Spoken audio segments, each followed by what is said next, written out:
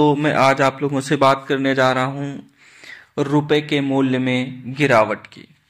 आपने न्यूज़पेपर्स में पढ़ा होगा, न्यूज़ में देखा होगा, सुना होगा कि हमारे रुपए के मूल्य में तेजी के साथ गिरावट हो रही है। तो हम इस विषय पर बात करने जा रहे हैं। जब मैं कह रहा हूँ रुपए के मूल्य में गिरावट, तो इसे आप डॉलर के मुकाबले समझिए कि रुपए के मूल्य में गिरावट की मैं बात कर रहा हूँ। देखिए, विदेशी मुद्रा विनिमय दर ये आपके सिविल सर्विस के सिलेबस का हिस्सा है। इसे आपको अच्छे से तैयार करना चाहिए। जैसे मान लीजिए हम अमेरिका से कोई सामान मंगा रहे हैं, तो अमेरिका के व्यापारी को हमें डॉलर में भुगतान करना पड़ेगा। और इसके ठीक विपरीत अगर अमेरिका का कोई व्यक्ति हमारे यहाँ से सामान मंगा रहा है, तो उसे हमें रुपयों में भुगतान करना पड़ेगा। यदि वो चाहे तो डॉलर में भी भुगतान कर सकता है। तो सवाल यह है कि डॉलर और रुपए में भुगतान किया कैसे जाए। ये तभी संभव होगा जब हम ये निर्धारित करें कि $1 के बदले में कितने रुपए होंगे, या एक रुपए के बदले कितने डॉलर होंगे। तभी हम सामंजस्य बिठा पाएंगे। तो हम बहुत समय से भारत में, हम अभी तक कुछ महीनों से लगातार $1 के बदले में 82-83 रुपए का रेट चल रहा था, जो अब लगभग 86 रुपए के आसपास हो गया है, जो बहुत बड़े गिरावट का संकेत देता है। तो आज हम इसी विषय पर हम थोड़ी सी बात करेंगे। सामान्य तौर पर आप इसे कह लीजिए कि रुपए का मूल्य निर्धारण हो रहा है डॉलर के समक्ष। मूल्य निर्धारण का एक सामान्य सा सिद्धांत है कि मांग और पूर्ति, डिमांड एंड सप्लाई। अगर मांग अधिक हो जाती है तो उस वस्तु की कीमत बढ़ जाएगी, आप जानते हैं। अगर मांग गिर जाती है, सप्लाई बढ़ जाती है, तो उस वस्तु की जो कीमत है वो भी गिर जाएगी, क्योंकि सप्लाई बढ़ गई है ना। तो इसका मतलब यह हुआ कि अगर हम इस सिद्धांत को अभी के हम अपने विषय पर लागू कर दें, तो इसका अर्थ यह हुआ कि जो डॉलर है उसकी जो मांग है वो बढ़ गई है। उसकी मांग बढ़ गई है तो उसकी कीमत बढ़ गई है। और अगर डॉलर की कीमत बढ़ गई है तो ऑटोमेटिक तरीके से रुपए की कीमत घटेगी। तभी तो हम कहेंगे कि डॉलर की कीमत बढ़ गई है। तो $1 के बदले में कुछ समय पहले जो 82-83 रुपए देते थे, अब उसी के बदले हमें 86 रुपए देने पड़ेंगे। यानी कि हमें हमारे जो रुपए की क्रय शक्ति है वो कम हो गई है। तो आइए हम इसे समझने की कोशिश करते हैं कि जो ये डॉलर की कीमत बढ़ी है, या कह लीजिए जो सामान्य भाषा में कि जो डॉलर की डिमांड बढ़ी है, वो डिमांड क्यों बढ़ी है। इस बीच में ऐसा क्या हुआ कि डॉलर का डिमांड बढ़ गया। सामान्य तौर पर मैं आपको ये बात कह रहा हूं। तो दोस्तों, एक दो जो बहुत महत्वपूर्ण तथ्य है उन पर गौर फरमाइएगा।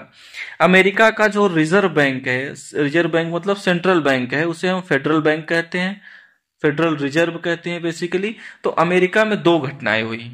एक तो जो फेडरल रिजर्व है उसने अपने ब्याज दर में बढ़ोतरी की है। उसके ब्याज दर अब काफी अच्छे हो गए हैं। पहले उसके ब्याज दर 1-8 साल पहले वो 2-2.5% के आसपास थे, जिसे बढ़ा करके उसने 4.5% के आसपास कर दिया है। यानी कि जब आप बैंक में डॉलर जमा करेंगे तो आपको 4.5% ब्याज मिलेगा। पहले 2-2.5% मिलता था, अब वो पहले 2.5% था, अब 4% मिल रहा है, 4.5%। तो ऐसी चीज है कि लोग अमेरिका के बैंक में अपना पैसा जमा करना चाहेंगे। आप कल्पना करिए, अमेरिका का कोई रहने वाला व्यक्ति है, उसने भारत में डॉलर दिया हुआ है, उसे लगता था कि यहाँ 3% के आसपास उसको लाभ मिलेगा, फायदा मिलेगा। लेकिन जो फेडरल रिजर्व ने अपने ब्याज दर में बढ़ा दिया है, तो उसको 4-4.5% फायदा मिलेगा। तो क्या करेगा वो? भारत से अपने डॉलर निकाल करके वो कहाँ लाएगा? अमेरिका के बैंक में ले जाएगा। पहली तो घटना ये घटी। दूसरी घटना ट्रंप साहब का आना है। देखिए, ट्रंप यही कह रहे हैं कि हमें अमेरिका को फिर से ग्रेट बनाना है, अमेरिकियों के लिए हमें रोजगार उपलब्ध कराना है। तो अब अमेरिकन्स को लग रहा है कि हमारी जो आर्थिक वृद्धि होगी, उसकी जो गति होगी वो बहुत तेज होगी। अमेरिका की अर्थव्यवस्था में एक नई जान पैदा होगी, है ना।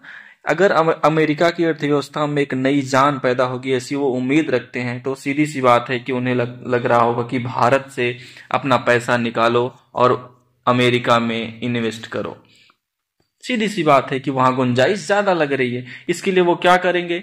भारत में उन्होंने जो धन जमा कर रखा है उसे ले जाकर के अमेरिका में इन्वेस्ट कर देंगे। अब आप देखिए कि वो भारत से धन निकाल रहे हैं, चाहे वो वहां के फेडरल रिजर्व में जमा करने के लिए निकालें, चाहे वो अमेरिकी मार्केट में इन्वेस्ट करने के लिए निकालें। तो इसका असर किस पर पड़ेगा?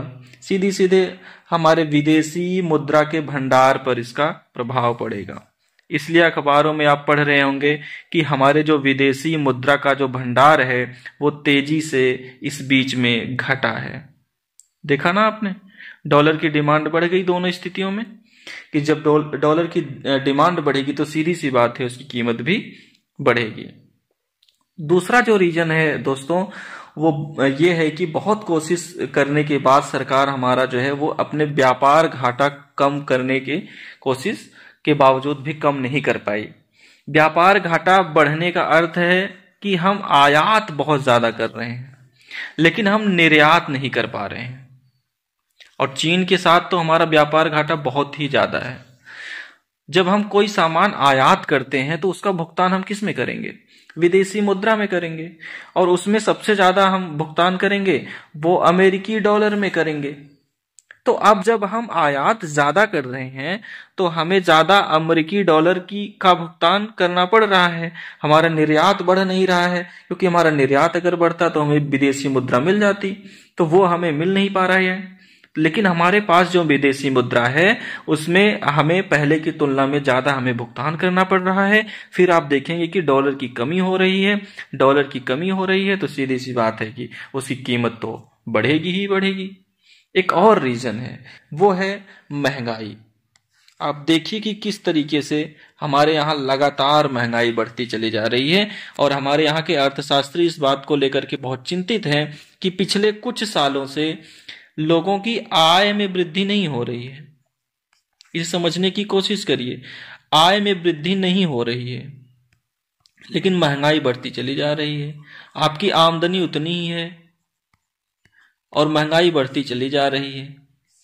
इससे क्या होगा? उपभोक्ताओं पर क्रय शक्ति उनकी कम होगी, यानी कि वस्तुओं को खरीदने की क्रय शक्ति कम होगी, क्षमता कम होगी। तो सीधी सी बात है कि जो उत्पादन हो रहा है वो उत्पादन उतना बिक नहीं पा रहा है। अब देखिए जो अनुमान लगाए जा रहे हैं हमारे जीडीपी कितने घट गए हैं। तो ऐसी स्थिति में जो निवेशक हैं, इन्वेस्टर हैं, वो भारतीय बाजार के बारे में क्या कल्पना करेंगे? आप सोच करके देखिए, यही कल्पना करेंगे ना कि नहीं नहीं अब यहाँ ज्यादा गुंजाइश नहीं दिख रही है, क्योंकि यहाँ लोगों की क्रय शक्ति नहीं है। जब सामान बिक नहीं रहा है तो उद्योगों को लाभ कैसे होगा? उद्योगों में हम क्यों पैसा लगाएं? तो सीधी सी बात है वो यहाँ से पैसा निकाल करके ऐसे बाजार में लगाना चाहेंगे जहां उन्हें ज्यादा फायदा मिलेगा। और साथ ही साथ एक तो हमारे यहाँ से पैसा वो निकाल रहे हैं, दूसरा ये कि जो नए लोग जो इन्वेस्ट करना भी चाह रहे थे भारत में, वो हमारी इस तरह के आर्थिक स्थिति को देखने के बाद अपने हाथ खींच लेंगे। वो तो यही सोचेंगे ना कि हम यहाँ क्यों अपना पैसा लगाएं। तो दोस्तों इसकी वजह से तेजी के साथ इस बीच में रुपए के मूल्य में गिरावट आई।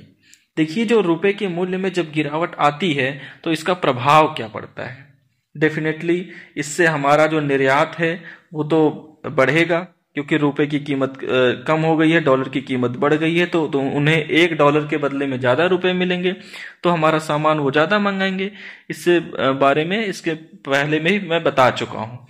दूसरी बात यह है कि महंगाई क्यों और ज्यादा बढ़ने की आशंका हो जाती है? आशंका क्या, हो ही जाता है। आपने अखबारों में पढ़ा होगा कि इस बीच में ये खबर छपी थी कि जो विमानन कंपनियां हैं वो अपनी किराया बढ़ाने के बारे में सोच रही हैं। जो एयरलाइंस है वो ऐसा इसलिए सोच रही हैं कि उनका जो टोटल खर्च होता है उसमें जो 50% जो खर्च होता है वो डॉलर में होता है, और डॉलर की कीमत बढ़ गई, उनका खर्चा बढ़ गया है। इसकी भरपाई करने के लिए वो क्या करेंगे?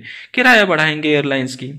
वो चीजें जो हम विदेशों से मंगाते हैं, जैसे कि दवाइयों के लिए हम कच्चा माल मंगाते हैं, आप जानते हैं कि पेट्रोलियम पदार्थ हम कितना ज्यादा आयात करते हैं। अपनी जरूरत का 80-85% हम उसका भुगतान डॉलर में करेंगे, और डॉलर की कीमत बढ़ गई है। जब आयातित कच्चे माल की कीमत बढ़ जाएगी, जब पेट्रोलियम की कीमत बढ़ जाएगी, जब किराए बढ़ जाएंगे, तो वस्तु जो है लागत बढ़ेगी। जब वस्तु की लागत बढ़ जाएगी तो एक तो हम वैसे ही इस कीमत पर खरीदने के लायक अब नहीं रह गए हैं, और अगर वस्तु और महंगी हो गई तो हम कहां से खरीद पाएंगे? और ज्यादा नहीं खरीद पाएंगे, और ज्यादा फिर पता लगा कि आर्थिक सुस्ती आएगी। तो दोस्तों ये सब भय के कारण है। जिसकी वजह से रुपए की कीमत लगातार गिरती चली जा रही है। मैंने थोड़ी सी बातें आपको समझाने की कोशिश की है और मुझे पूरा विश्वास है कि इस बीच में आपने इससे संबंधित आर्टिकल्स पढ़े होंगे, तो अब आपके समझ में ये बातें ज़्यादा स्पष्टता से आ सकेंगी। तो दोस्तों, इस विषय के बारे में बस इतना ही। बहुत बहुत धन्यवाद आप सभी का।